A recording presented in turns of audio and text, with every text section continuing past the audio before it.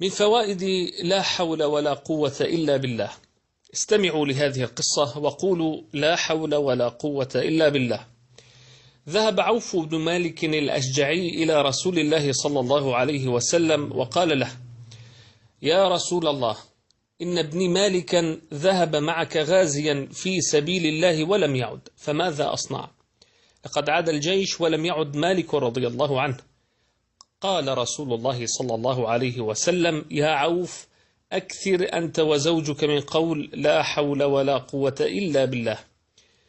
ذهب الرجل إلى زوجته التي ذهب وحيدها ولم يعد، فقالت له: ماذا أعطاك رسول الله صلى الله عليه وسلم يا عوف؟ قال لها: أوصاني أنا وأنت بقول لا حول ولا قوة إلا بالله. ماذا قالت المرأة المؤمنة الصابرة؟ قالت: لقد صدق رسول الله صلى الله عليه وسلم، وجلسا يذكران الله بقول لا حول ولا قوة إلا بالله. وأقبل الليل بظلامه وطرق الباب، وقام عوف ليفتح، فإذا بابنه مالك قد عاد، ووراءه رؤوس الأغنام ساقها غنيمة. فسأله أبوه: ما هذا؟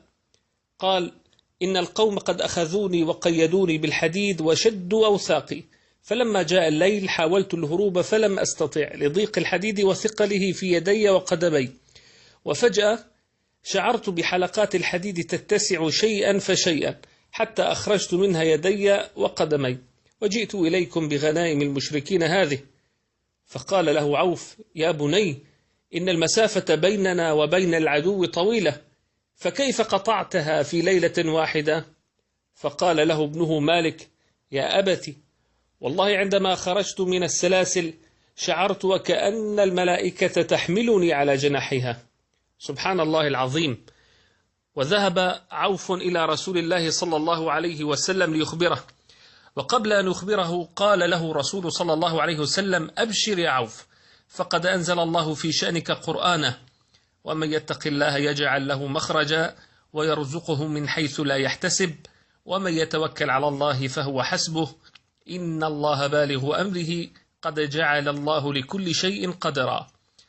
اعرف أن لا حول ولا قوة إلا بالله كنز من تحت عرش الرحمن، وهي دواء لتسعة وتسعين داء أيسرهم الهم.